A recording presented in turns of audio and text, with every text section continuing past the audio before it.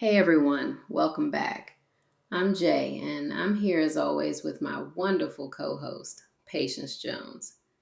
Today, we're exploring something I think a lot of folks can relate to, but maybe don't always talk about, which is that weird mix of excitement and, well, nervousness that comes up when we gather together to worship or meet in community. Patience, I know for me, even after all these years, it still sometimes hits me, you know, that twinge of unease right before stepping into a room full of people, even though they're my community. Oh, yes, Jay. Honestly, I used to think I was the only one wrestling with that. There's this part of me that craves connection, that sense of belonging and, I guess, being part of something larger. But then, right on cue, my stomach does a little somersault before walking into church, or even my yoga classes.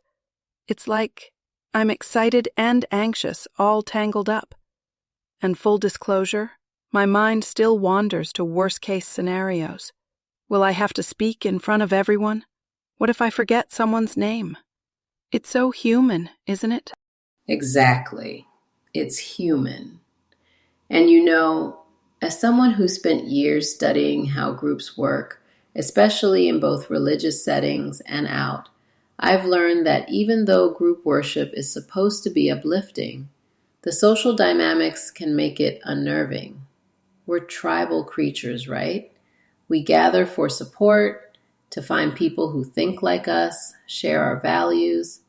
Yet, that same urge can trigger anxiety around fitting in or not wanting to stand out too much. For some, it's even deeper. Maybe a previous negative experience or social anxiety comes into play.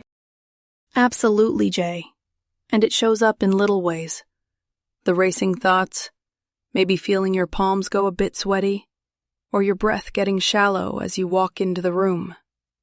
I see it in our mindfulness group sometimes. Folks come in looking like they want to sink into the floor. And for me, being a Christian and loving my church family, I still get that, especially when we're about to sing together or share prayer requests out loud. My mind does its little monkey mind routine, spinning with doubts and distractions. I always remind myself this is just part of being present, not a failure to have anxiety. It's more like a sign I care about the experience. I like that, Patience. Reframing anxiety as a sign that you care. I gotta say, working in health auditing, I sat in so many professional meetings over the decades, but walking into a religious group can actually feel more intimidating if you believe that. I think it's because so much feels at stake: our identity, our values. What do you do when that old anxiety starts creeping in when you're with your group? Well, first, I notice it. I really try to just pause, even if just for half a breath, and notice what's happening in my body.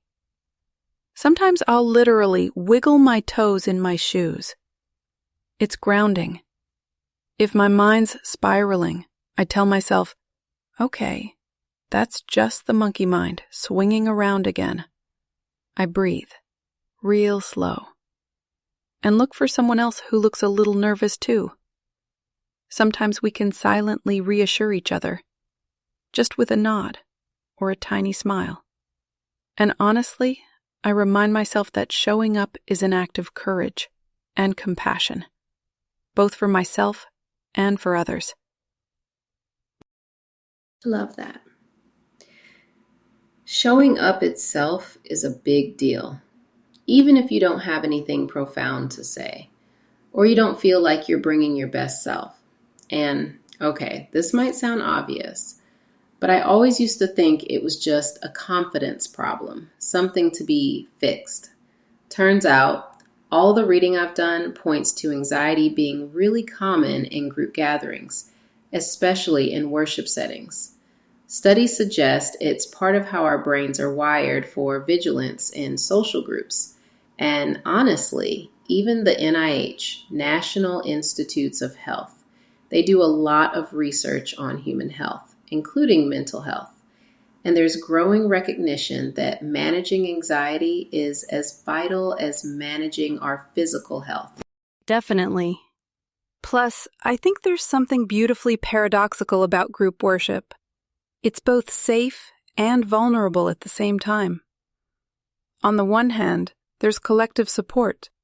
On the other, there's exposure of voice, spirit, imperfections.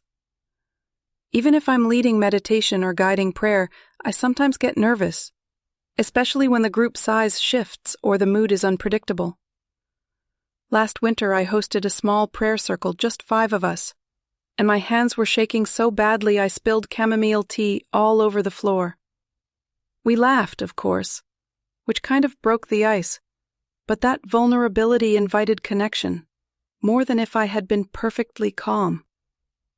That's what I try to remember. You hit on something good there. How connection grows from vulnerability. Even a little embarrassment can bring people together. I mean, at the end of the day, most people in the room are feeling similar things. If you're nervous at a meeting or worship gathering, just know you're in a room with more than a few folks managing that same flutter in their chests. Sometimes naming it, even just to yourself, can take some of the pressure off. It's like saying, okay, I see you, anxiety, but you're not running the show. That's so true. And if there's anything I'd want listeners to take from today, it's that being nervous in group worship, or really any gathering you care about, doesn't mean you're failing. It means you're invested, and it's perfectly normal. Every group brings together a mix of backgrounds, personalities, and stories, and that's what makes the belonging matter in the first place. So next time your heart races before stepping in, maybe try a gentle breath.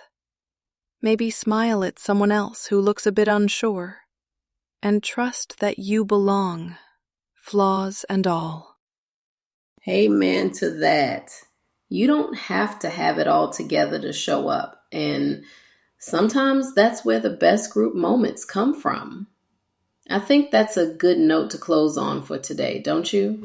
Absolutely, Jay. Thanks to everyone listening, and thanks, Jay, for being so open about your own journey with group anxiety. We'll be back soon to talk more about community and what it means for our real, imperfect lives. Take care, and until next time, keep showing up, however you are. Thanks, Patience. Bye, everyone. Take good care of yourselves. See you next time.